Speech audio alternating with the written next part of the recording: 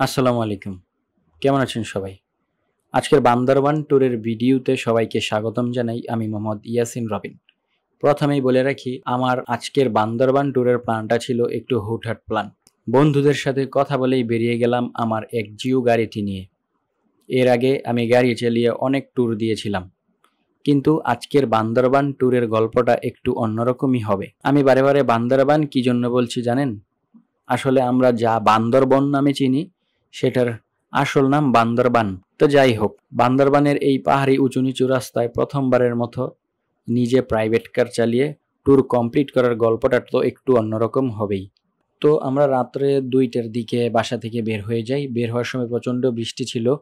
একটানে সোজা চলে যাই কুমিল্লা মায়ামি রেস্টুরেন্টে।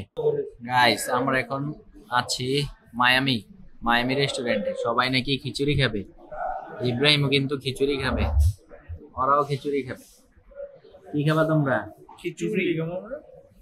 আর মায়ামির সবচেয়ে স্পেশাল খিচুড়ি, আমরা যতবার আসি খিচুড়ি খাই, ঠিক না? এই ঠিক না? খাবার শেষে আমরা আবারও রওনা দিলাম বান্দরবনের উদ্দেশ্যে।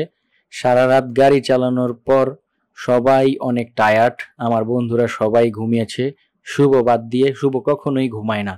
আমি যতবারই ট্যুরে গিয়েছি আমার সাথে সারা রাত শুভ সজাগ থাকে, আর বাকি যত বন্ধুরাই যায় সবাই ঘুমায়।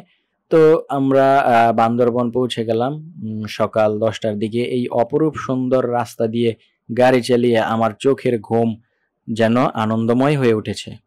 আমরা এখন যাচ্ছি বান্দরবনের খইয়াছড়া ঝর্ণাতে গোসল করব। জি, খইয়ের সারা ঝর্ণাতে আমরা গোসল করব। আমাদের রাজধানী ঢাকা থেকে এই জেলার দূরত্ব প্রায় 325 কিলোমিটার এবং চট্টগ্রাম বিভাগীয় সদর থেকে প্রায় 75 কিলোমিটার দূরে এই বান্দরবান জেলা। আমরা এখন আছি শৈলপ্রপাত নামে একটা ঝর্ণাতে। এই ঝর্ণাতে এসে আমাদের মন একদম ভরে গেল। ঝর্ণা দেখে, ঝর্ণার পানি দেখে নিজেকে থামিয়ে রাখতে পারলাম না।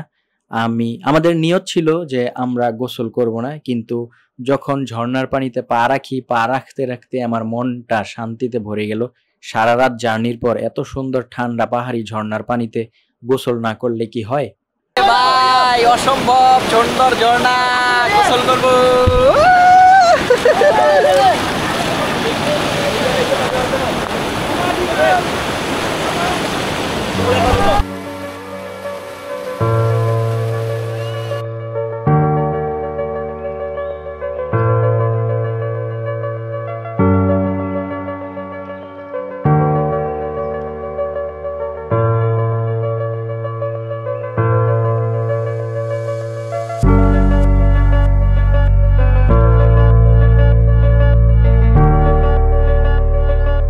বন্ধুরা, আমাদের এই ভিডিওটি অনেক বড় হয়ে গেছে, যার কারণে আমরা আমাদের এই বান্দরবন ট্যুরের ভিডিওর আরো সবকিছু বিস্তারিত আপনাদেরকে দেখাবো দ্বিতীয় পার্টে।